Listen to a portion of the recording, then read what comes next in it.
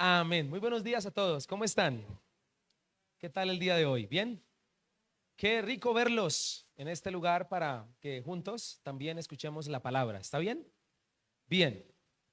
Sin más preámbulos, vamos a ir a la palabra del Señor en esta mañana. ¿Estamos listos para lo que Dios quiere hablarnos? ¿Está preparado? La única palabra que usted va a hablar durante 45 minutos, va a decirle que está a su lado, no me vaya a distraer, ¿sí? Porque si no, empiezan a... ¿Listo? Bien, entonces esa es la única. Mientras tanto, ahorita en estos minutos que vienen, escucharemos. Quisiera empezar contándole que en estos días he meditado acerca de una mala costumbre, una fea costumbre que solemos tener las personas. Una costumbre que particularmente se evidencia que es fea allí en los momentos donde tenemos discusiones o vivimos situaciones difíciles con alguien, especialmente con aquellos que fueron cercanos a nosotros. Se presenta en las discusiones entre amigos, entre familiares, sobre todo después de cuando empezamos a compartir con alguien que nos relacionamos, que de pronto nos caía bien, pero por alguna razón, algunas situaciones que pasaron, porque entre las relaciones es normal que a veces hayan roces, ¿no? Todas, cualquiera que sea la relación. Es más, no sería relación sin los roces, no sería relación sin las dificultades o las diferencias. Pero lamentablemente la fea costumbre sale a flote. Es una costumbre, como le mencioné, que se ve mucho en las relaciones cercanas, particularmente en las relaciones de pareja, de familia, de matrimonio, sucede mucho. No con esto quiero decir que tampoco no suceda entre la relación entre padres e hijos, porque también sucede. Y es, señoras y señores, la costumbre de eliminar, de olvidar o de omitir lo bueno cuando se está pasando por cosas malas. A la mayoría no sucede. Pasan mucho entre las parejas. Llevan 20 años de matrimonio, de estar juntos. Y entonces viene una discusión y vienen las negaciones absolutas que eliminan todo lo bueno con el tú nunca. ¿Las has escuchado? ¿Las has escuchado? ¿Sí? Pasa también entre los amigos. Fueron muy cercanos, compartieron mucho, hicieron muchas cosas juntos, rieron, compartieron, se dieron el uno al otro muchas cosas, pero como pasa en la mayoría de relaciones, de pronto viene una situación que dañó la amistad y se comienza a hablar mal del fulanito que fue amigo mío hace muchos años, pero entonces negamos por completo de ahí en adelante todo lo bueno que disfrutamos con él. No sé por qué tenemos esa fea costumbre de eliminar lo bueno con aquellos que nos dieron cosas buenas, las eliminamos cuando pasamos cosas malas. A la mayoría nos sucede. Y esto es una situación que se presenta mucho en las personas. Particularmente las personas somos de generalizar. A veces nos pasa algo que nos duele y generalizamos. Es que todo fue así. ¿Y olvidaste que te di de tragar? ¿Olvidaste que juntos tomamos café? ¿Olvidaste que besamos? ¿Olvidaste que abrazamos? ¿Olvidaste que juntos compartimos y reímos y nos abrazamos consolándonos en nuestros momentos más difíciles? Sí, por alguna razón los seres humanos, cuando estamos enojados o airados contra otro, negamos, eliminamos y omitimos, olvidando lo bueno que también recibimos. Tengo que decirle que a veces damos más énfasis a lo malo que a lo bueno, y casi siempre cuando damos más énfasis en lo malo, tendemos a eliminar lo bueno. Les quiero contar que en mi ejercicio ministerial de servirle a Dios, ya hace unos 12 años, 13 años, me ha pasado muchas veces, me ha pasado innumerable de veces de poder de pronto bendecir desde mi ejercicio pastoral, de pronto de bendecir a algún hermano, a alguna persona, y todos entendemos que la ayuda muchas veces no es simplemente espiritual, sino mucho más allá. A veces con recursos, con cosas materiales, porque se necesitan en el momento, pero de recibir lamentablemente de pronto no un agradecimiento, sino muchas veces por alguna situación o alguna vicisitud, esa persona no sigue, no continúa, se va, no regresa y se entera uno que se fue hablando pestes, diría mi pastor. Ahora, tengo que contarle bien el testimonio. Tengo que decirle que yo también lo he hecho. Yo también, lamentablemente, he sido en algunos momentos de mi vida donde he tenido amistades, personas con las que he compartido, pero lamentablemente pasó algo que de pronto trajo una ruptura en la amistad. o en la relación. Y tengo que confesar que lamentablemente por algún tiempo hice énfasis más en lo malo que en lo bueno. Se me olvidó que ese fulanito me prestó un servicio. Se me olvidó que ese que ahora me cae mal, pues también me prestó. Se me olvidó que ese que ahora del que no quiero ver, que cuando miro sus estados de WhatsApp me da una piedra. Ese se me olvidó que me sacó de un chicharrón y de un aprieto en algún momento. ¿Sabe? Las personas en las relaciones, cuando nos va mal, solemos generalizar y comenzamos a hablar mal, olvidando y eliminando lo bueno. Y los veía uno juntos comadreando en la panadería. Y ya como no se hablan, ahora están hablando mal. ¿Se te olvidó que tomaban café juntos y que comían pan? ¿Se te olvidó que recibiste cosas buenas de ese individuo? Tengo que decirte que es algo que últimamente he pensado mucho y que le he pedido a Dios que me ayude a cambiar. No quiero ser así. He hecho un compromiso de tratar de no hablar mal de nadie. Y qué compromiso tan difícil. ¿Hay alguien que se une a ese club? ¿O hay alguien que dice aquí, pastor, yo estoy por encima del bien y del mal y yo no hablo mal de nadie? No te creo. No te creo. Es un ejercicio fuerte. Y le hablo de esto porque algo similar ocurre en la palabra del Señor. Algo similar o algo parecido sucede en la Biblia y especialmente en algunas historias sombrías. No sabemos aquí, si hemos tenido la oportunidad de leer la Biblia o alguna parte de la Biblia, sabemos que no todo en la Biblia es color de rosa, ¿cierto? Hay momentos difíciles. Hay momentos donde las relaciones se tornaron fuertes. Hubo momentos bochornosos y vergonzosos incluso en la Biblia. Incluso en la Biblia hubo momentos donde Dios lo encontramos enojado, lo encontramos airado y diciendo cosas que en su voluntad perfecta no quería decir, como dictaminando un juicio, como dictaminando una disciplina. Para nadie es un secreto que en la Biblia encontramos este tipo de relatos y gente recibiendo su merecido por ciertas fallas o por ciertas situaciones difíciles. En esos momentos sombríos de la Biblia hay verdades que hablan a nuestro corazón, pero que especialmente, escúcheme, hacen énfasis en una realidad que a diferencia de nosotros en las relaciones, nos dejan ver un lado de Dios hermosísimo y es descubrir en la Biblia, escúcheme, que muchas veces cuando Dios estuvo enojado, muchas veces cuando Dios estaba dictaminando un juicio, muchas veces cuando vemos a un Dios airado, quiero decirte que Él sí nunca olvidó ser bueno y nunca olvidó ser bondadoso. ¿Qué quiero decirte con esto? Quiero decirte que en la Biblia hay muchos relatos que nos hablan acerca de la ira de Dios, pero si tú los lees con lupa y revisas el contexto alrededor de un Dios airado, nunca vas a encontrar que en ese Dios airado Él dejó de ser amoroso. Nunca Él negó esa parte buena que era. ¿Y sabes por qué te digo esto? Te digo esto porque a diferencia del Señor, muchos de los que estamos aquí, cuando solemos ser crueles, olvidamos ser amorosos. Cuando somos rivales, olvidamos la buena amistad que tuvimos. Cuando hablamos mal de alguien, olvidamos los beneficios que recibimos de ese alguien. Y cuando tenemos ira, olvidamos incluso la paz que ese personaje antes nos ofreció o nos hizo sentir. Incluso la mayoría de personas que ahora nos caen mal, empezaron cayéndonos bien. Y a diferencia de esto, en la Biblia, en varios relatos que descubro allí, descubrimos en conclusión que cuando Dios tuvo que dictaminar algún tipo de juicio, algún tipo de momento bochornoso y difícil, Él jamás dejó de ser lo que también es: amoroso, bueno, compasivo, misericordioso. ¿Estamos de acuerdo con eso? Jamás encontrarás a Dios desligándose. Quiero explicártelo mejor. Sucede que hace un tiempo atrás, o bueno, he conversado sobre todo con mamás, y me parece tremendo. Una señora una vez me confesaba y me decía: pastor, bueno, hermano, en aquella época, Dios ha hecho una obra en mí. Gloria a Dios. ¿Por qué?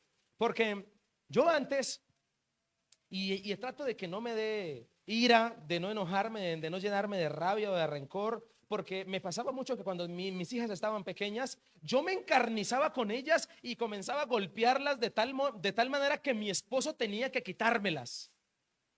Y en su testimonio ella decía, y yo cuando reaccionaba a veces no me estaba dando cuenta de lo que estaba haciendo. Y mi pregunta es, ¿cómo una persona puede contraponerse en un momento y ponerse como una vestidura de ira y olvidársele por un momento que el ser que está golpeando también besa? Que al ser que está golpeando también abraza, también ama, también bendice.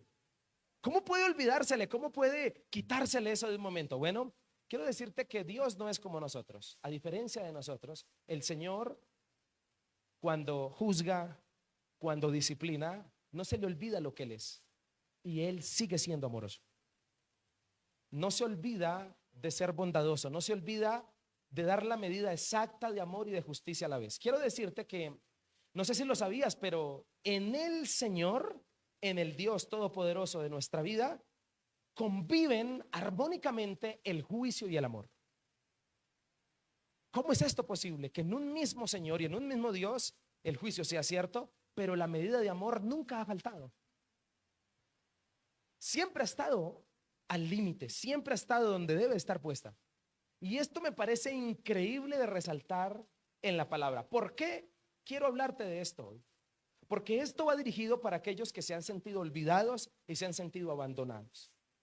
Esto va dirigido para aquellos que han sufrido pruebas, injusticias, o por qué no, algunos que reconocen y dicen, yo estoy pagando las consecuencias de mis errores. Bueno, quiero decirte que como te sientas en medio de tu tristeza, en medio de tu dificultad, si sientes que Dios ha tenido mano dura contigo, quiero decirte que Dios no es como nosotros. Dios, aunque de pronto ha tenido que dictaminar algo fuerte sobre ti, ha tenido que quitarse la correa y darte correa, su amor tampoco ha faltado, porque, señoras y señores, Dios nunca deja de ser. Aló. ¿Nunca qué? Nunca deja de ser. Jamás en la vida. Nunca encontrarás a Dios diciendo, uy, castigué tanto al pueblo que se me olvidó hacer tal cosa. Nunca encontrarás a Dios transformado como la señora del testimonio que te conté, de tal manera que olvidó cierta característica que también ha demostrado. Dios no es hipócrita.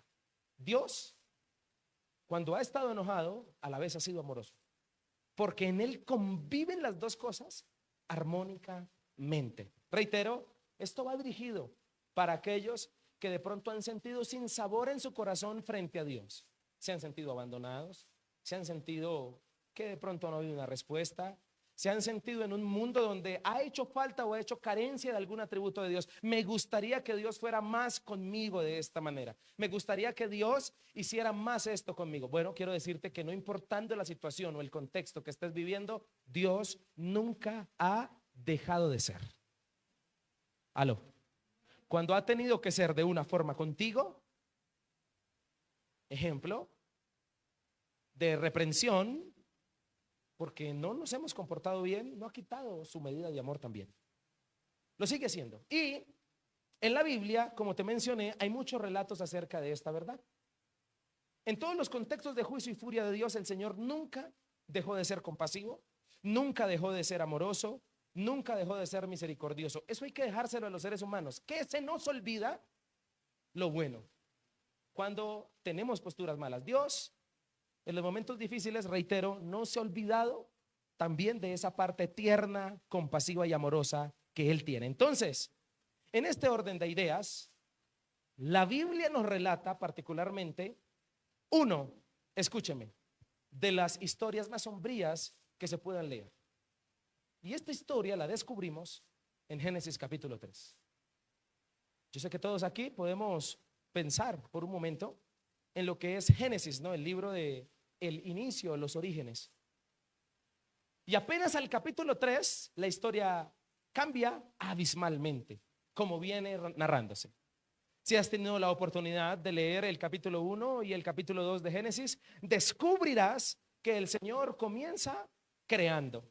Todo va bien, todo está súper bien. Ver capítulo 1 de Génesis, la creación. Capítulo 2 de Génesis viene entonces y se mete dentro de la historia una narración poética y romántica para contarnos cómo fue que Dios hizo a la mujer. ¿Has leído el texto? ¿Has podido descubrir cómo fue que pasaba allí? Y entonces la Biblia nos narra la famosa historia de que Adán estaba allí en el huerto y dice la Biblia que Adán necesitaba ayuda idónea, ¿no?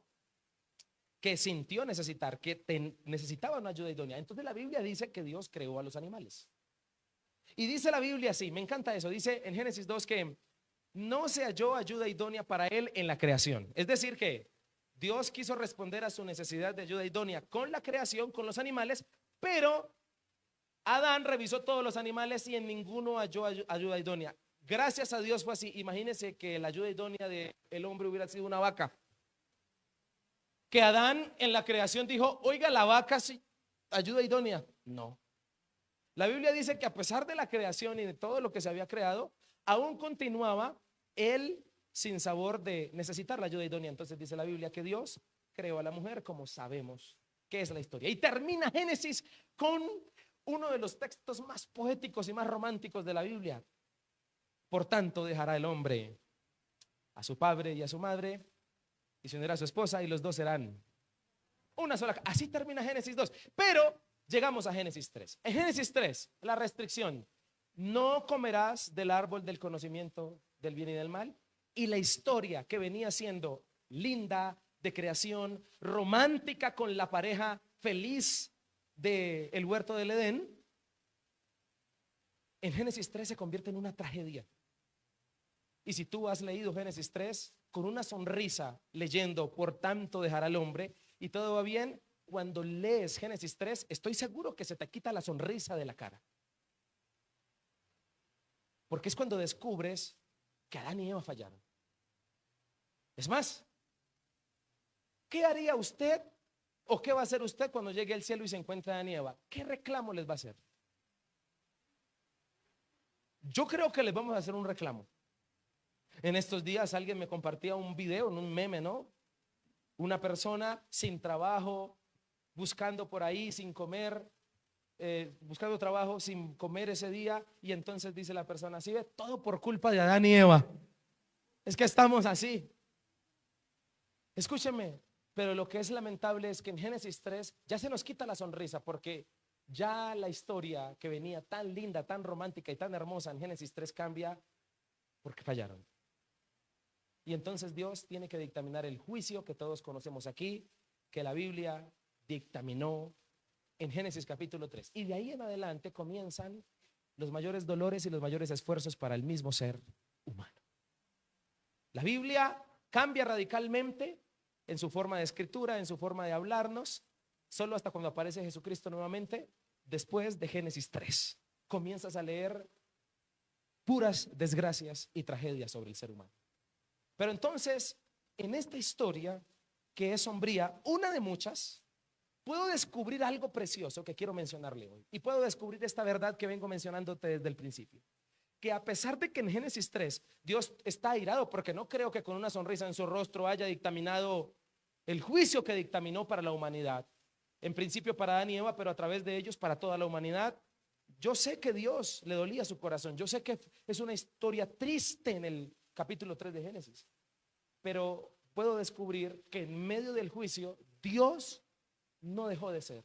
Dios no dejó de ser amoroso, no dejó de ser bondadoso con este par de personas, a pesar de que le fallaron profundamente, como Dios jamás esperaría que le fallaran. Y en esta historia tan relevante de la Biblia descubro eso, mismo principio que se sigue repitiendo en la vida de todos los que estamos aquí. Por eso, señoras y señores, el mensaje de hoy lleva ese título: Dios no deja de ser. Dios no deja de ser. Y en ese relato de Génesis capítulo 3 hay algunas acciones bondadosas que descubro de parte del Señor, a pesar del juicio, a pesar de su enojo, a pesar de tener que dictaminar un juicio cruel, fuerte, la expulsión del jardín, todo lo que sucede allí que ahorita mencionaremos. A pesar de lo duro que puede ser esa escena del capítulo 3, descubro que Dios no dejó de ser. Dios no fue como esa mamá que cogió a sus hijos y se le olvidaba, sino que coge a sus hijos, Adán y Eva, Y aunque debe dictaminar una medida de juicio, no deja de dictaminar una medida de amor y de bondad también. Y te lo quiero mostrar a la luz de la Biblia. Reitero, ese mismo principio se sigue repitiendo en nuestra vida y en nuestro contexto. Por eso, quiero hablarle al corazón de aquel que ha sentido algún tipo de carencia de parte del Señor. Te digo con verdad y a la luz de la palabra, Dios no ha dejado de ser contigo. No ha dejado de amarte. No creas que no ha dejado porque de pronto no ha llegado la respuesta a esa oración. Él no ha dejado de estar pendiente. Él no ha dejado de estar ahí. Él no ha dejado de mirarte con amor. Él no ha dejado su bondad para nada. Dios nunca deja de ser. ¿Estamos de acuerdo con eso? Entonces, quisiera invitarte a que abras tu Biblia en Génesis capítulo 3 y ya te voy a indicar el versículo. Solo quiero contarte o resumirte lo que pasa en principio. En principio, en Génesis 3, descubrimos la restricción que el Señor le ha colocado a este par de seres humanos. Todos conocemos que la restricción es no comer del árbol del conocimiento del bien y del mal, del fruto. ¿Estamos de acuerdo con eso? Ahora, hay algunos que dicen que es la manzana. Bueno, la manzana dejémosela a Blancanieves y los 7 enanitos. No sabemos si era una manzana, no nos vamos a entrar en detalles. Lo que sí sabemos es que había una restricción. Una, está bien, de todos pueden comer, de todos los árboles, incluido el árbol de la vida, porque también estaba ahí, pero solo hay una restricción. Conocemos la historia que lamentablemente la serpiente, Satanás disfrazado de serpiente, engaña a Eva, comen, fallan delante de Dios y entonces la historia se convierte en sombría y en juicio, en enojo. Por lo menos enumeramos en este capítulo de Génesis 3 las más tristes y terribles maldiciones. Empecemos por la maldición sobre la serpiente. También se menciona allí la enemistad eterna entre la simiente o la descendencia de la mujer y la descendencia de la serpiente. Comienzan a pasar cosas terribles. Hay que dictaminarse un juicio entre aumentar el dolor en el embarazo de las mujeres. Una rivalidad misteriosa entre la esposa y el esposo, pero la Biblia dice, y él se enseñoreará de ti. Se dictamina la famosa maldición sobre la tierra por culpa del hombre. Es más, vienen los dolores y los quebrantos para el hombre porque con el sudor de su frente tendrá que trabajar la tierra. Y por supuesto, la muerte física y espiritual cuando dice el texto, porque polvo eres y en polvo te convertirás. Pero en medio de este contexto abrumador y fuerte, en medio de este contexto de juicio, quiero decirte que Dios no dejó de ser bondadoso. ¿Aló? ¿Lo crees? Quiero mostrártelo. Y quiero mostrarte que a pesar de este juicio tan fuerte, el primer juicio sobre la humanidad, Dios no dejó de ser bondadoso. Mismos principios siguen latentes hoy porque Dios sigue siendo bondadoso. No ha dejado de ser. Y lo primero que puedo descubrir en el versículo 8, para que por favor lo busques, es que Dios no ha dejado de revisarnos. No ha dejado de estar pendiente y te lo quiero mostrar.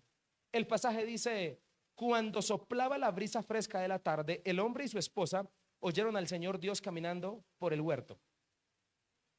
Así que se escondieron del Señor Dios entre los árboles. Entonces el Señor Dios llamó al hombre, ¿dónde estás? ¿Quién desciende sobre el jardín? Dios. ¿A buscar a quién? A los seres humanos que, por cierto, estaban escondidos. Y el Señor en el versículo 9 nos dice la Biblia que fue quien buscó al hombre. El Señor no dejó la costumbre de bajar a compartir con ellos. Quiero decirte que lo que dice el versículo 8, que Dios esa tarde bajó, descendió, y que la Biblia dice que en la brisa de la tarde se paseaba por el huerto y va a buscar a los seres humanos, a Adán y a Eva que ha creado, era porque era cotidiano en el Edén compartir con ellos. Pero pasa que esa tarde cuando van a ir a tomar café, el café de la tarde con Adán y Eva, van a ir a compartir, sucede que Dios no los encuentra y entonces pregunta, ¿dónde están? ¿Será que Dios no sabía que habían fallado? Claro que sabía. Lo que quiero hacer énfasis en este pasaje es que a pesar de su falla, Dios no dejó de bajar ese día. A pesar de su falla, Dios no los abandonó, los siguió visitando como solía hacerlo cada tarde. Y quiero decirte que lo mismo sucede contigo. Dios, a pesar de tus fallas, de mis errores o de la prueba más dura que vivamos, nunca ha dejado de estar pendiente. La verdad esperaba más efusividad de su parte. Mi hermano, Dios pudo haberse decepcionado de los seres humanos y decir como muchos de nosotros, eso por allá ni voy. ¿Sí o no? Pudo haber dicho, ¿para qué bajo? Dejarlos. No, esa tarde bajó. ¿Y sabes qué me indica que bajó esa tarde? Me indica que Dios bajó a revisar a sus seres humanos, sus vidas, y a continuación con las preguntas que hace, bajó porque le importaban. Claro que sabía lo que había sucedido, pero su indagatoria en preguntas habla de lo mucho que le importas, habla de lo mucho que el Señor sigue presente, porque aunque esté enojado, no ha dejado de ser amoroso. Entonces, el pasaje dice 9, entonces el Señor Dios llamó al hombre, ¿dónde estás? El hombre contestó, te oí caminando por el huerto, así que me escondí. Tuve miedo porque estaba desnudo. ¿Quién te dijo que estabas desnudo? Le preguntó el Señor Dios, ¿acaso has comido del fruto del árbol que te ordené que no comieras? El hombre contestó, la mujer que tú me diste fue quien me dio del fruto y yo comí. Entonces el Señor Dios le preguntó a la mujer, ¿qué has hecho? La serpiente me engañó, contestó ella, por eso comí. Implica que el Señor no ha dejado de estar pendiente. Esa tarde bajó a inspeccionar el Edén como lo solía hacer siempre. Así que por su omnipresencia, obviamente el Señor sabía que habían fallado, pero hago énfasis en que no dejó de ser ese padre para ellos. No dejó de ser ese quien revisaba, lo revisaba aún en sus fallas. No faltó la medida de su presencia también esa tarde a pesar de la falla. Podríamos haber dicho, y el texto bíblico, la Biblia pudo divinamente haber terminado en Génesis 3 y haber dicho lo siguiente y terminar, final de la historia. La Biblia hubiese sido solo del capítulo 1 de Génesis al capítulo 3 y decir, y cuando Adán y Eva fallaron, Dios nunca más bajó al Edén. Pudo haber dicho el texto así. Fin de la historia de la humanidad. Pero el texto no dice eso. Esa tarde Dios bajó, y que haya bajado implica que a Dios le importaban sus seres humanos. Cuando tú has estado en la crisis más fuerte, incluso pagando las consecuencias de tus errores, Dios no te ha abandonado. Dios ha bajado a revisarte. Amén. Dios no ha dejado de estar pendiente. ¿Estamos de acuerdo con eso? No ha dejado de revisar cómo estás. Ahora, versículo 8. Las visitas periódicas de Dios hacia el fin del día siempre habían sido una ocasión de felicidad para esta pareja. Pero de repente la historia comienza a decirnos en el versículo 8 que esa tarde cuando Dios bajó, ya Adán y Eva no le daban la bienvenida a Dios, sino que más bien su presencia en el Edén hizo que ellos se escondieran. Fue una alarma para esconderse. Indiscutiblemente algo anda mal allí. Indiscutiblemente algo está pasando en Edén. Y Dios tiene que inspeccionar y revisar. La razón de su temor es un profundo sentimiento de culpa. Y es muy bueno, escúcheme, ser revisados. Es muy bueno ser inspeccionado. Qué bien está que el Señor baje, nos visite y revise cómo estamos. Porque ¿cuál fue la reacción de ellos cuando Dios llegó? Esconderse. No fue, qué rico que el texto hubiese dicho, y Adán y Eva fallaron e inmediatamente buscaron la presencia de Dios para arrepentirse. No. ¿Quién buscó a quién? Dios. ¿Qué implica eso? Que Dios está pendiente de ti. No sé si me estoy haciendo entender con esto. Escúcheme, para mí esto es como la revisión técnico-mecánica que hay que hacerle a los carros o las motos cada año. ¿Y para qué se le hace esa revisión? Para detectar anomalías. Esa tarde cuando Dios baja, la primera anomalía es, ¿y estos vergajos qué se harían? ¿No están por ahí? Segunda anomalía, vio por ahí un par de higueras cortadas, ¿no? Venga, ¿y de cuándo acá esta gente, por qué estas higueras no están? ¿Qué anomalías comenzó a encontrar Dios cuando baja esa tarde? Comienza a ponerse a revisar los árboles y precisamente al árbol del conocimiento del bien y del mal, tiene una rama partida. Donde había un fruto, ya no está. ¿Qué comenzó a detectar esa tarde Dios que revisaba su Edén? Anomalías. Lo mismo pasa cuando tú te acercas al Señor. El Espíritu Santo, ¿qué comienza a detectar en nosotros? ¿Y sabes cuándo comienza a detectar anomalías? Cuando tú caes en cuenta de errores que tienes que cambiar. Cuando comienzas a acercarte a Dios y comienza a alumbrar la luz de Cristo en ti y dices, oiga, yo sí que soy orgulloso, ¿no? Oiga, yo sí que soy de mal genio. Oiga, yo soy muy grosero. Dios bajando a revisarte para detectar en ti anomalías, para que cambies. Y Dios, a pesar de nuestras fallas, no ha dejado de hacerlo. Entonces, versículo 9, es Dios, perdón, quien se acerca a ellos para tener una conversación inspeccionadora. Ellos más bien querían ocultarse. Y la pregunta es, ¿qué sería de nosotros si Dios por iniciativa propia no nos redarguyera? ¿Qué sería de ti si allá donde estás, por iniciativa propia, Dios no te hablara el corazón? ¿Qué sería de ti? ¿Te imaginas que Dios dejara la relación de Él con nosotros a nuestra merced, a nuestra voluntad? ¿Cómo se hace para saber que en una relación de dos hay amor? Porque los dos ponen de su parte, ¿sí o no? Porque los dos se buscan, porque los dos se llaman, porque los dos demuestran interés. Pero ¿qué pasaría si la relación con Dios solo dependiera de nosotros? Nos tocara a nosotros hacer el esfuerzo de buscar a Dios y Dios fuera un Dios de pronto un poquito de expectante y nos dijera, pues si me quieren, vengan a buscarme. ¿Qué pasaría si de nosotros dependiera? ¿Sabe? Ya estaríamos muertos. Pero gracias a Dios, la iniciativa de bajar a revisar fue de Dios, porque ellos más bien tuvieron la iniciativa de esconderse. Por eso quiero decirte de antemano, no le creas al enemigo cuando fallas, cuando cometes pecados y sientes el deseo de no venir a la iglesia. No le hagas caso al enemigo.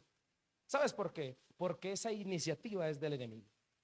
Pero la iniciativa del Espíritu Santo es: ve, porque acabas de fallar, más lo necesitas. ¿Quién te dijo a ti que la iglesia es para perfectos? ¿Quién te dijo a ti que a la iglesia se viene cuando se está medio bien o cuando se está súper bien? ¿Quién te dijo a ti que la iglesia era para eso?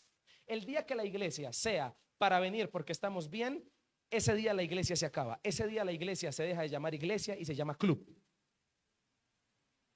A la iglesia venimos rotos, venimos personas que nos hace falta perdonar, venimos personas que todavía tenemos pecados ocultos, venimos personas que todavía estamos luchando con alguna situación. Aquí no viene gente perfecta. Qué bueno que Dios nos revise. ¿Qué te estará fallando? Esa tarde Dios bajaba y revisaba. Escúcheme, y Dios nos revisa para relacionarse con nosotros. Dios nos revisa para siempre llevarnos a hacer algo. ¿Recuerdas todas las preguntas que Dios hizo? Porque si tú leíste el texto conmigo, descubrirás algo. Descubrirás que la forma en que Dios revisó todo fue haciendo preguntas. Desde el versículo 8 hasta el versículo 13, Dios solo hace preguntas. Las preguntas que hace: ¿dónde estás? ¿Quién te dijo que estabas desnudo? ¿Acaso comiste del fruto que te dije que no comieras? ¿Qué has hecho? ¿Acaso esto no es lo mismo que pasa con una mamá con sus hijos cuando las mamás notan que sus hijos no están bien? ¿Qué hacen las mamás? Diga conmigo, preguntas. Y preguntas que hacen: venga, ¿usted qué tiene? Entonces el hijo dice: no, pues nada. Y ella dice: ¿qué dice otra vez? No, usted algo tiene, cuénteme. ¿Qué hace una persona cuando quiere indagar? Preguntas. ¿Por qué Dios hace preguntas en el pasaje? Porque quiere llevarlos a confesar.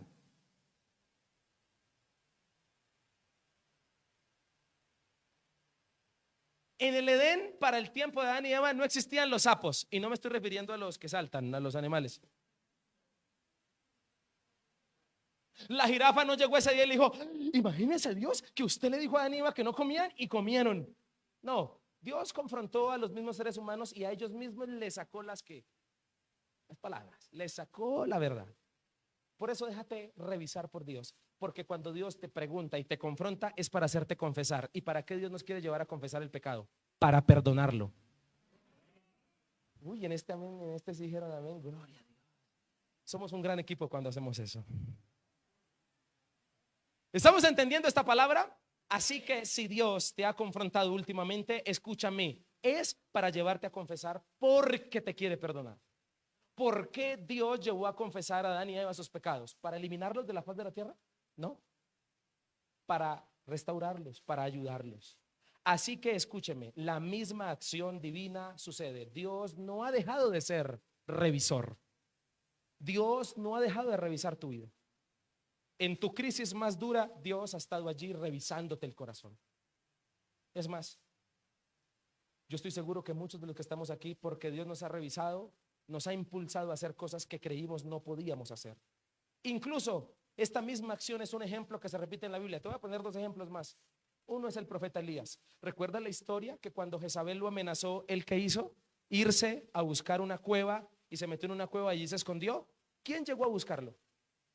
Dios llegó allá y dice que hubo un terremoto y no estaba en el terremoto. Y hubo fuego y no estuvo en el fuego, estuvo en el soplo apacible. Eso pasó. Dios buscó a Elías. Pero ni hablar de la famosa historia del apóstol Pedro en el Nuevo Testamento con Jesús. La Biblia dice que Pedro negó al Señor y volvió a sus redes. Jesús resucitado, ¿qué hizo? Fue a buscarlo donde Jesús, donde Pedro estaba otra vez volviendo a la pesca. Y fue y lo buscó allá para destruirlo, para echarle en cara.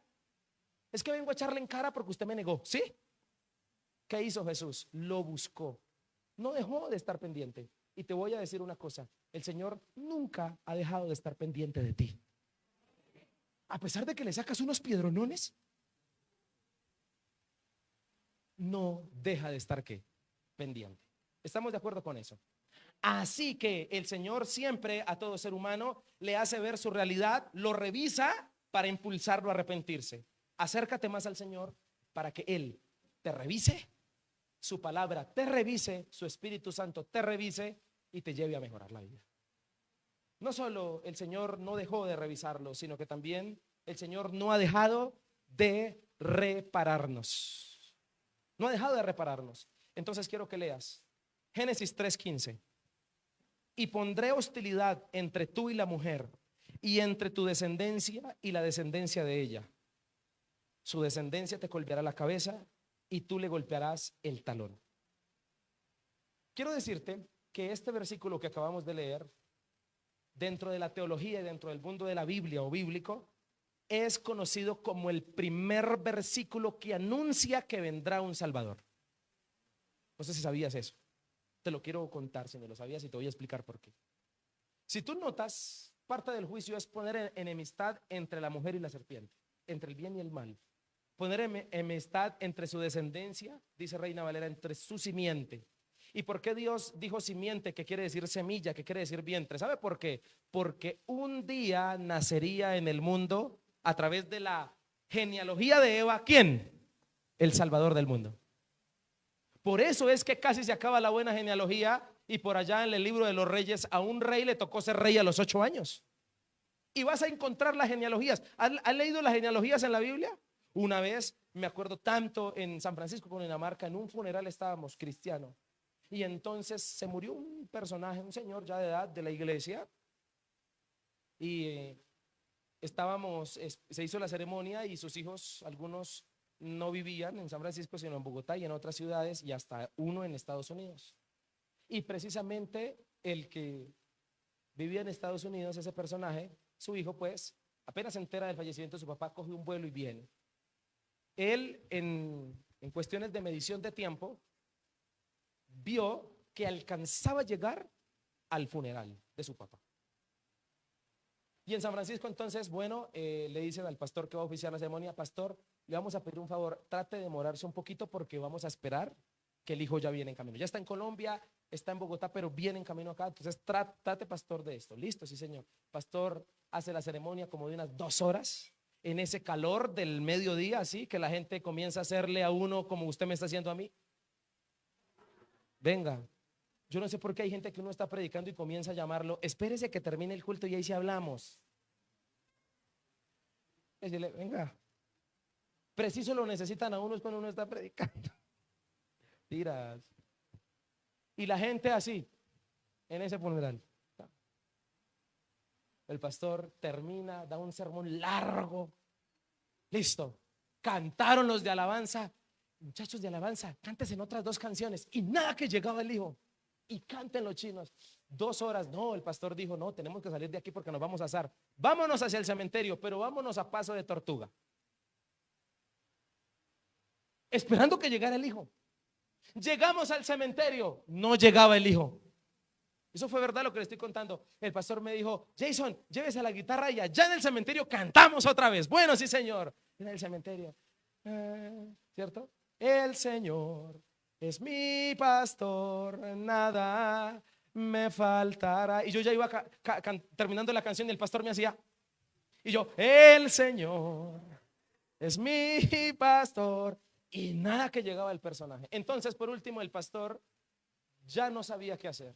¿Sabe qué hizo? Comenzó a leer las genealogías. Hasta que por fin llegó el hijo.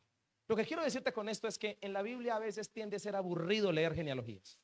Y fulanito fue el hijo de fulanito, pero ¿sabe por qué están descritas en la Biblia? Están descritas para demostrarte que un día a través de esa genealogía Dios la guardó para que naciera ¿quién? Jesús. Por eso este versículo de la Biblia. ¿Qué quiere decir esto? Quiere decir que cuando Dios en Génesis dictaminaba un juicio, nunca pensó en exterminar ni aniquilar a Adán y Eva, sino que con Génesis 3:15 les estaba diciendo, los voy a reparar. Tengo un plan de salvación. ¿Aló? Y Dios nunca ha dejado de ser así. Cada vez que usted y yo hacemos cosas que a Dios lo enojan, como para que Dios nos exterminara y cayera fuego del cielo, Dios no ha dejado de ser Salvador. ¿Se imagina que Dios fuera explosivo e impulsivo y en una rabia que usted le haga tener le hiciera? ¿Se imagina cómo sería la cosa? Pero gracias a Dios no es así, sino que Dios cuando se ha enojado no ha dejado de ser Salvador. No ha dejado de dictaminar una salvación para tu vida y eso mismo sucede con nosotros. Escúcheme, ese es el primer versículo de la palabra que nos anuncia la venida de un libertador. Cuando el hombre se dañó por el pecado, Dios jamás pensó en aniquilarlo, sino pensó en restaurarlo, en salvarlo y en repararlo. Lo mismo sucede contigo. Dios tiene un camino de reparación. Si tantas veces has fallado, tantas veces Dios tiene un camino de reparación para ti. ¿Por qué? Porque Dios no deja de ser. ¿Cuántos dicen amén a eso? Este atributo del Señor no ha dejado de ser aplicado y cualquiera que sea el contexto, la crisis de tu vida, el Señor siempre busca restaurarte. Ahora quiero que leas otro versículo, 3:21. Génesis 3:21. El texto bíblico dice así: y el Señor Dios hizo ropa de pieles de animales para Adán y su esposa. Déjamelo ahí. Y el Señor Dios hizo ropa de pieles de animales para Adán y su esposa. ¿Usted recuerda qué fue lo primero que hicieron los 2 seres humanos cuando fallaron? Que se dieron cuenta que estaban ¿qué? Desnudos. ¿Y qué hicieron? ¿Se acuerda que Dios inspeccionó el Edén y qué faltaban en unas ramas? Hojas de higuera. Ellos se vistieron con ropa marca higuera. Yo sé que usted se viste con Coac y se viste con cosas así caras y toda esa vaina. Lo más caro que yo conozco es Coac. Adán y Eva ese día inventaron la ropa marca higuera, pero le tengo una noticia. La ropa de ellos no sirvió porque la Biblia dice en 3:21 que ¿quién les dio ropa? El Señor. Y la ropa que Dios les dio era marca. ¿Me está diciendo animal, hermana? No me diga eso. Recuerde lo bueno que he hecho. ¿Qué marca era la ropa que Dios le dio a Adán y Eva? No. Lacoste, dice. Casi, pero no. ¿Sabes qué marca era? No. Casi, mi hermana. Era marca sacrificio.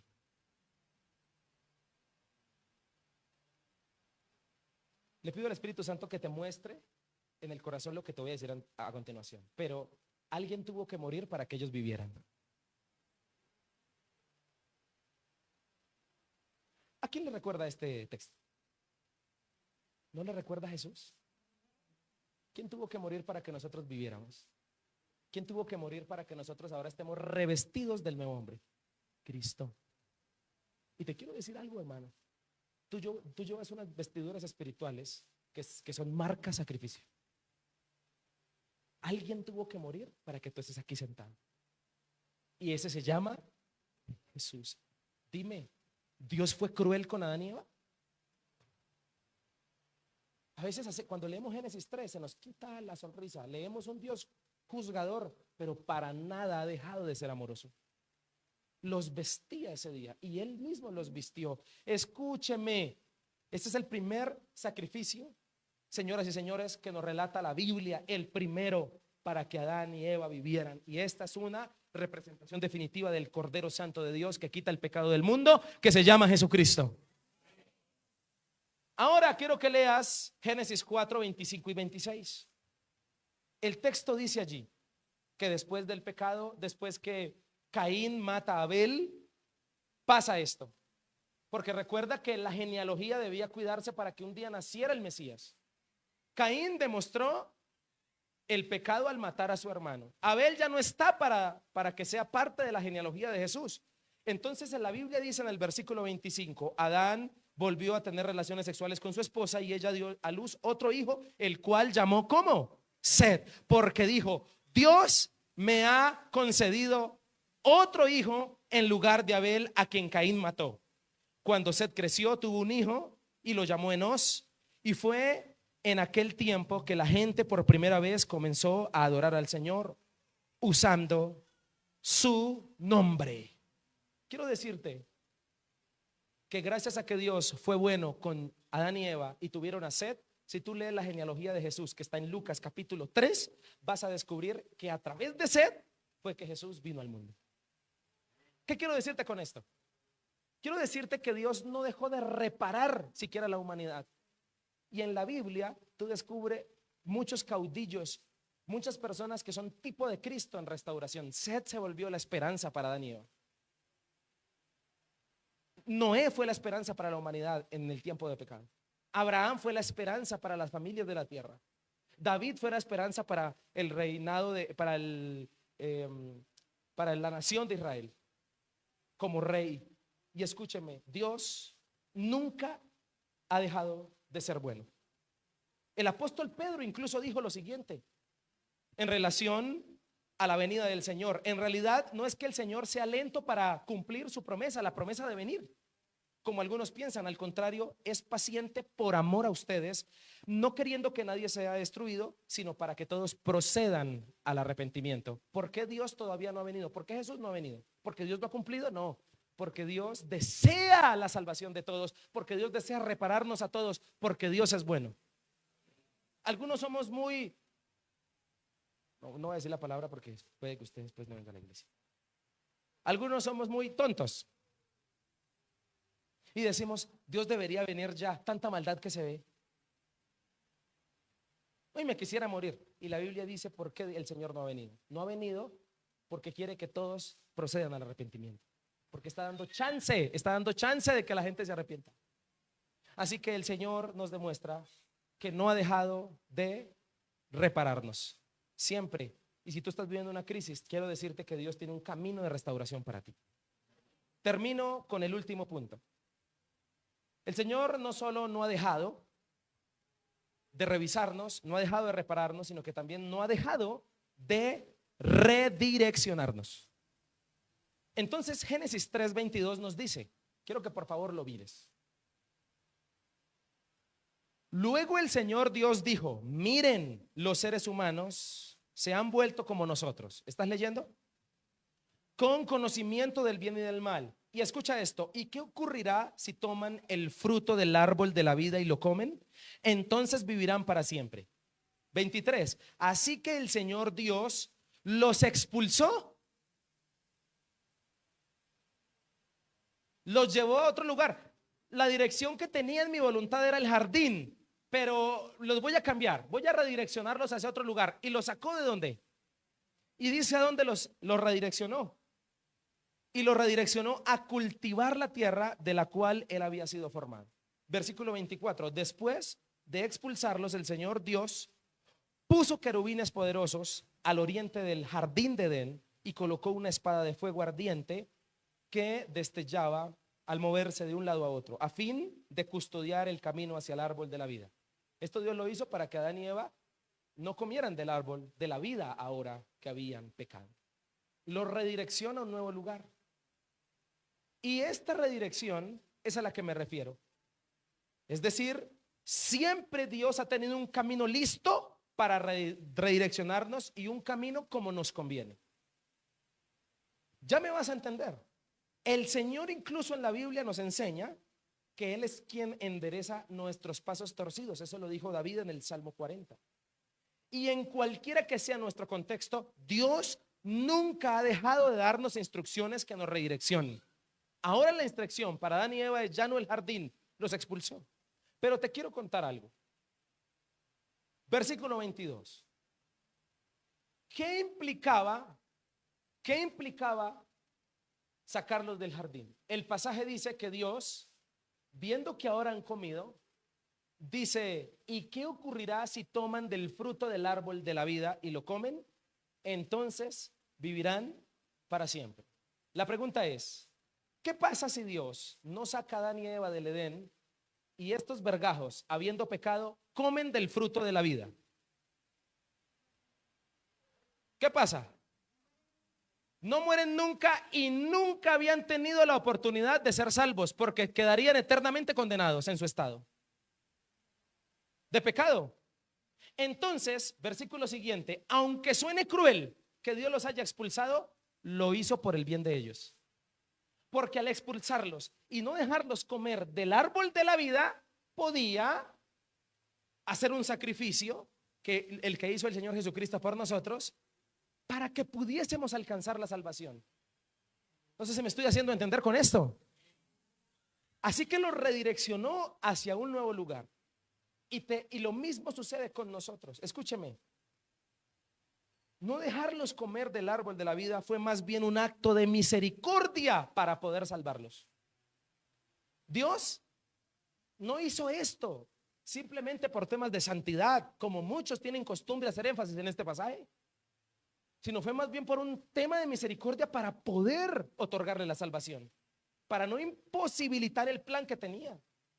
El hombre indiscutiblemente demuestra en este pasaje que no sabe elegir entre lo que es bueno y entre lo que es malo. Por eso, mi hermano, usted y yo necesitamos depender de Dios, porque en Dios es que realmente sabemos qué es lo que es malo.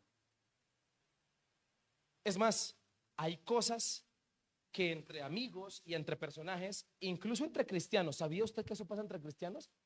Que para algunos una cosa es mala y para otros no. Voy a poner un ejemplo de muchos. Para algunos creyentes, el árbol de Navidad es del diablo y es malo, pero para otros no. Para algunos, vestirse de cierta forma es malo, es pecaminoso. Para otros, no. Y usted va y pregunta a los dos lados y ambos tienen justificaciones. Entonces, es muy difícil que el hombre elija bien entre el bien y el mal. Es imposible que lo haga bien. Adán y Eva lo demostraron. Por eso necesitamos depender ¿de quién? Del Señor. Así que el hombre se direcciona a sí mismo hacia la perdición, mas Dios siempre nos redirecciona hacia la salvación. Sí, escúcheme. Sacarlos del Edén puede que suene cruel, pero era con el fin de poder salvarlos. Los redirecciona hacia la salvación. Expulsarlo fue redireccionarlo hacia un plan de salvación. Y Dios lo direccionó en vez de matarlo. A esto, ¿cómo le podemos llamar? A esto le podemos llamar bondad. Muchas veces incluso Dios ha tenido que redireccionarnos a un camino estrecho. A muchos de los que estamos aquí nos ha redireccionado a un camino incluso de disciplina. Pero te voy a decir una cosa: Dios no lo ha hecho por desquitarse contigo, lo ha hecho procurando lo mejor para ti. Por eso no pelees en cuanto al camino que Dios te coloca, porque si Dios te colocó ahí y estás pasando por un momento difícil, Dios sabe por qué. Esto me hace pensar en las redirecciones que Dios le daba a sus discípulos, ¿no? En la vigilia predicamos acerca algo parecido. de que Dios los embarcó en un barco, valga la redundancia, que iba directo a una tormenta. ¿Recuerdan la historia en la Biblia? Que soplaba el viento, que Jesús dormía. El Señor los redirecciona no a ir a la ciudad donde van por tierra, podían irse por tierra, los envió en un barco que es endeble, en el agua donde es difícil estar en firmeza, donde los vientos son fuertes. ¿Y por qué el Señor los redireccionó allí? Los redireccionó para formarlos. ¿Quién dijo que Dios nos redirecciona a esos lugares? Es más, te tengo el mejor ejemplo. Cuando Jesús es bautizado en el río Jordán por Juan el Bautista, inmediatamente el texto dice que así, inmediatamente o a continuación o entonces el Espíritu Santo guió a Jesús al desierto para ser tentado. ¿A dónde redirecciona el Espíritu Santo a Jesús? Al desierto. Como lo he dicho, ni siquiera lo dejó disfrutar de su experiencia pentecostal, porque Jesús fue lleno del Espíritu Santo. Y no se fue para la casa a tomar tinto y a contarles, oiga, hoy hablen lenguas, no. Sino que a esa misma hora el Espíritu Santo lo redireccionó al desierto. ¿El Señor redirecciona a esos lugares? Sí, pero el Señor sabe por qué lo hace.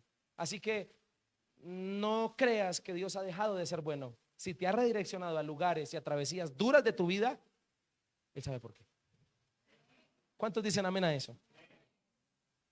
Es más, quiero decirte que el versículo 24 termina diciendo que los expulsó y el Señor redireccionó a alguien más. Habían un par de querubines sin oficio en el cielo. No, mentiras, estaban haciendo cosas. No sé qué estarían haciendo. Seguramente estaban adorando. Los querubines en la Biblia particularmente aparecen cerca de la presencia o del trono de Dios. Allí alguna función cumplían, pero Dios, frente a la situación, los redireccionó. Les dijo, venga, no sé cómo llamarían, querubines. Necesito que me hagan un favor, necesito cambiarles la función. Ya no estén aquí, sino ahora necesito que vayan a Edén y custodien el árbol de la vida, porque o si no es capaz que Adán y Eva también se ponen a tragar del fruto del árbol de la vida. Por eso, querido, disculpe, más de una excepción, en la agenda que tenían hoy, hágame el favor y se me van para la tierra. Entonces pidieron un Uber con destino al Edén. Y llegaron. Y allí desenvainaron la espada y estuvieron custodiando el árbol. Fueron redireccionados hasta las cosas celestiales, fueron redireccionadas por bienestar del hombre. Qué cosa tan tremenda. Yo no sé si usted me está entendiendo lo que le estoy diciendo. Así que mi querido amigo, en este orden de ideas, el Señor nunca ha dejado de redireccionarnos. Dios tiene un camino para ti. Yo creo en la voluntad perfecta de Dios. Yo creo que Dios tiene un camino para ti, tiene un propósito contigo. Yo creo que las sendas de Dios son buenas, son justas, son agradables, son lo que yo necesito en mi vida. Son perfectas. Y aunque parece terrible la expulsión del Edén, fue lo mejor. Porque si no los expulsa, comen del árbol de la vida y el Señor no podría haberlos salvado en su orden natural, lógico y ordenado, porque Dios es ordenado. Así que mi querido amigo, el Señor no ha dejado siempre de redireccionarnos a lugares de bendición. Quiero ir terminando con esto en esta hora para que ministremos la cena.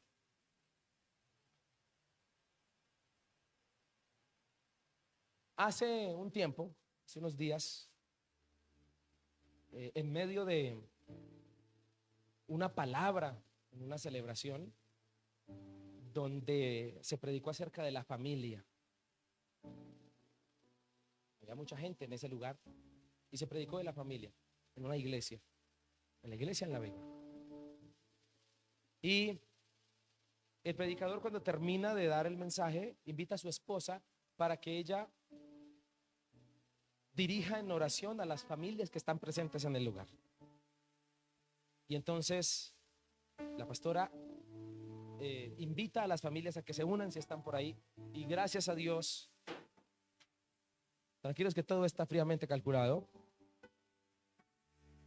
Y gracias a Dios, en ese momento alguien, yo estaba sirviendo en ese lugar, yo estaba delante, alguien me dice, oiga, sus papás están allá atrás. Yo no sabía que habían ido a ese culto. Entonces me fui hacia atrás para buscar a mi familia conforme nos estaban indicando para orar. Y yo creo que le he compartido en algunas oportunidades que si hay algo con lo que el Señor ha trabajado en mi familia, y le pido no me vaya a juzgar por esto, es lo difícil que en mi familia es pedir perdón.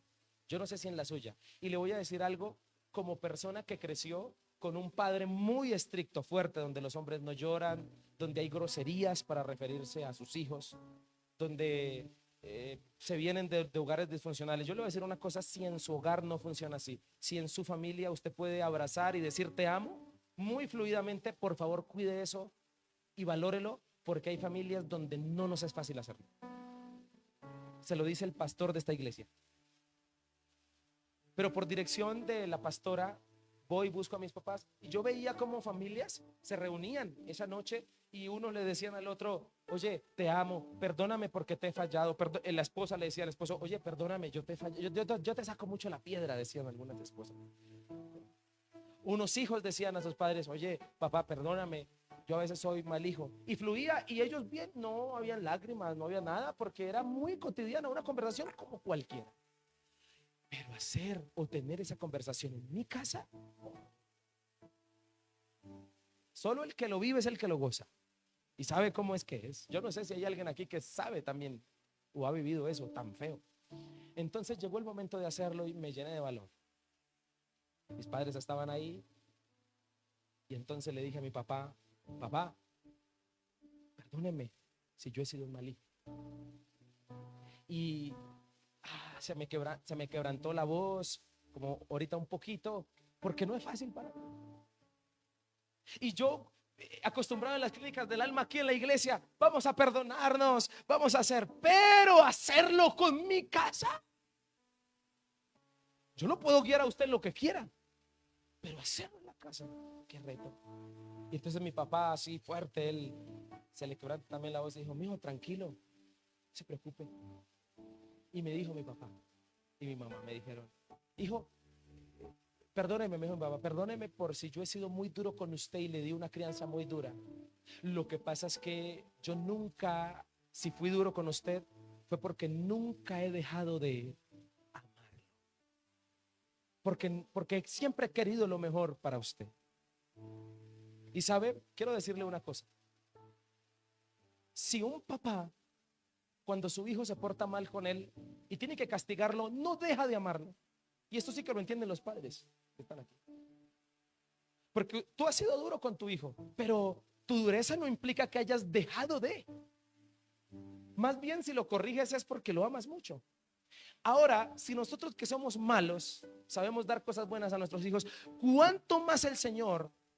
Dios nunca ha dejado de mirarte con misericordia, con oportunidad y con perdón. Nunca, a pesar de tus fallas. Y tengo que decirte aquí, por si no lo sabías, te lo voy a decir en la cara: le ha sacado unos piedronones al Señor que le ha dado ganas de exterminarte, pero no lo hace porque Él no ha dejado de amarte también. No ha dejado de revisarte, no ha dejado de estar pendiente de ti, no ha dejado ni siquiera de repararte, de siempre tener lista una salida de restauración. Nunca el Señor ha dejado de redireccionarte cuando la embarraste.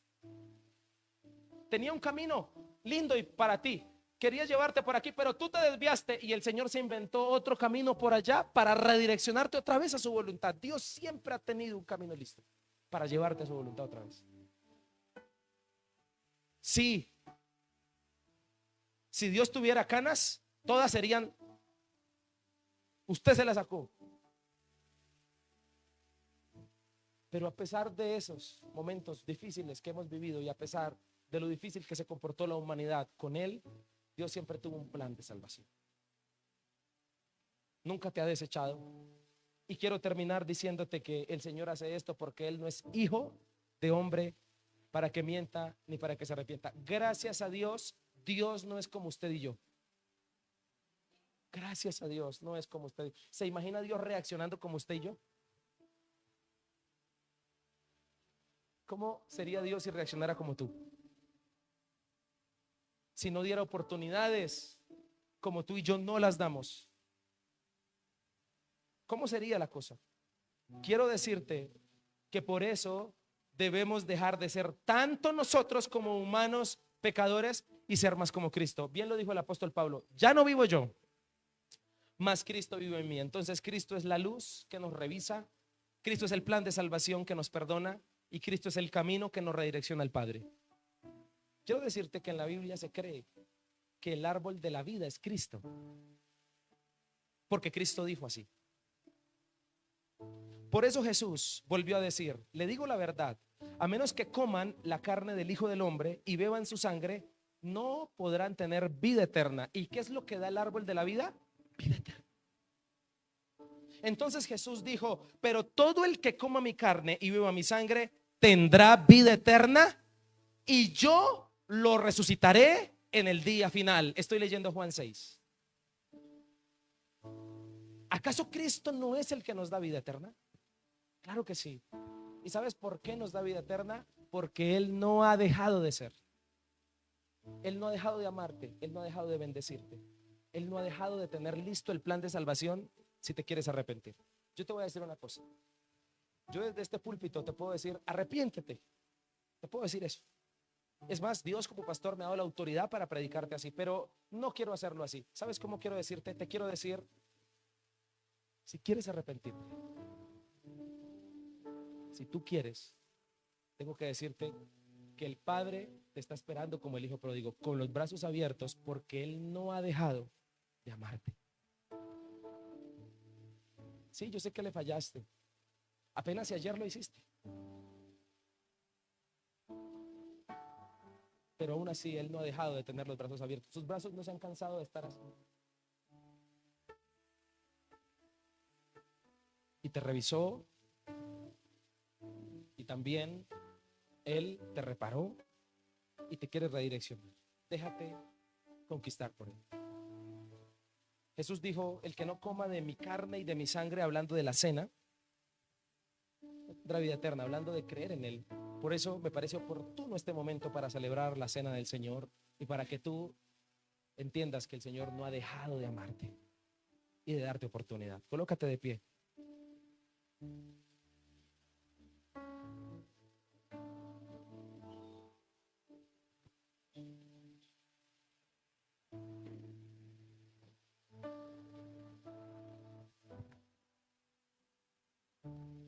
Quiero invitarte a que por favor cierres tus ojos ahí donde estás y le digas, Señor, glorifícate en mi vida.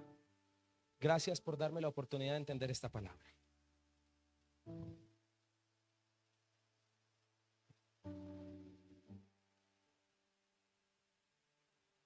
Quiero invitarte a que ores conforme Dios te haya hablado. Y no sé si le puedes decir, Dios, aquí estoy y te agradezco porque tú no has dejado de ser. No has dejado de ser bueno. Le hablo a aquel que de pronto había pensado que Dios ya le había quitado las bendiciones. Le hablo a aquel que de pronto se había sentido abandonado o solo y que hasta pensó que Dios ya no le iba a dar oportunidad. Te digo que Dios no ha dejado. Incluso me atrevo a decir esto. Le hablo a aquel que sí perdió oportunidades en Dios. Te tengo que decir que Dios te quiere redireccionar. Gracias, Señor, por no dejar de ser. Gracias. Gracias por recordarnos que tú eres el mismo ayer, hoy y siempre. Ahora quiero pedirte un favor. Mientras que estás orando, recuerda que el Dios que le oras es el mismo Dios que estuvo en el Edén. Al Dios que le estás orando es el mismo Dios que abrió el mar en dos con Moisés. Es ese mismo. ¿Será que ese mismo Dios no tendrá la solución para tu dificultad y problema? ¿Será que ese mismo Dios, el que restauró a su pueblo de Israel, no tendrá el poder para obrar en tus fallas? ¿Será que ese Dios que perdonó a David su pecado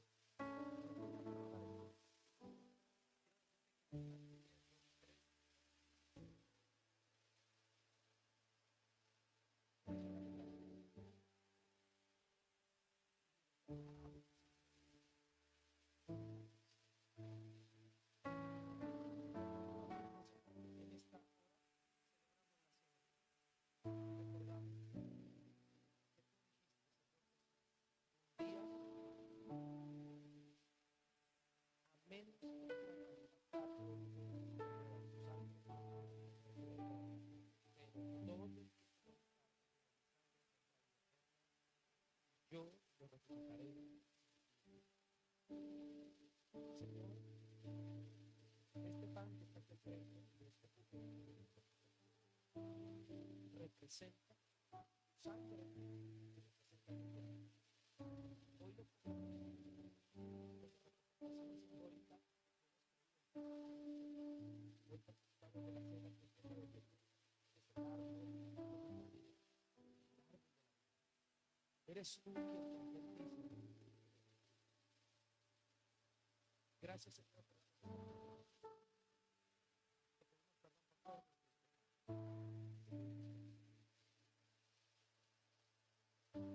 Ahora, a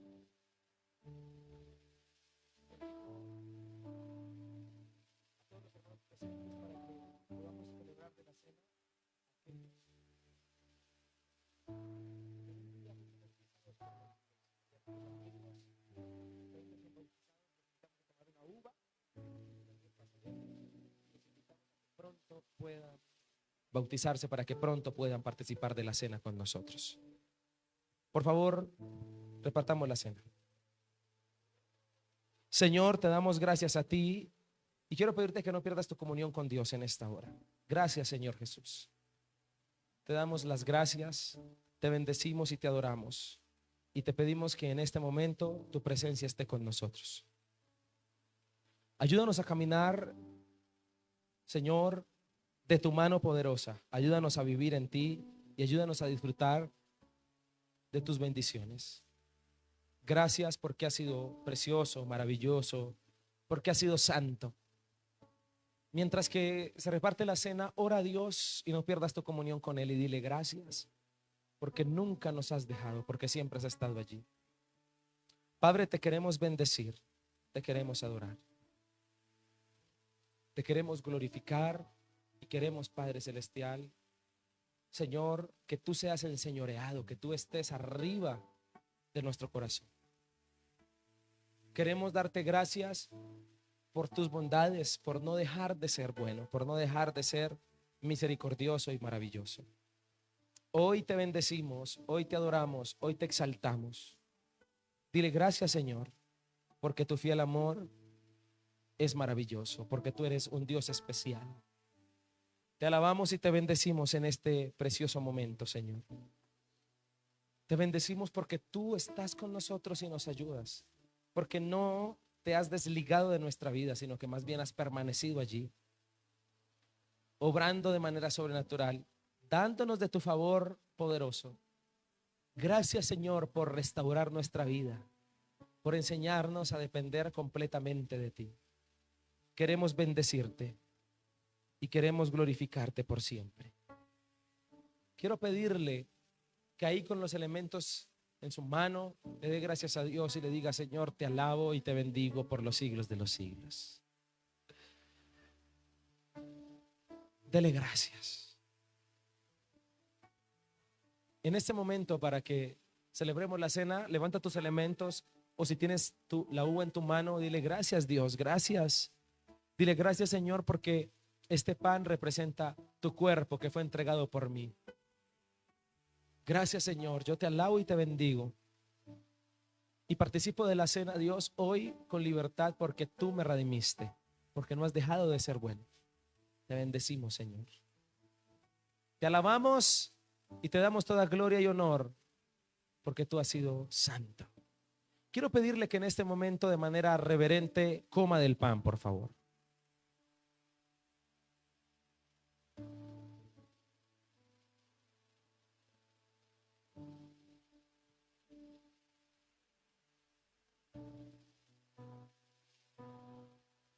Asimismo, quiero pedirle que en reverencia también tome de la copa.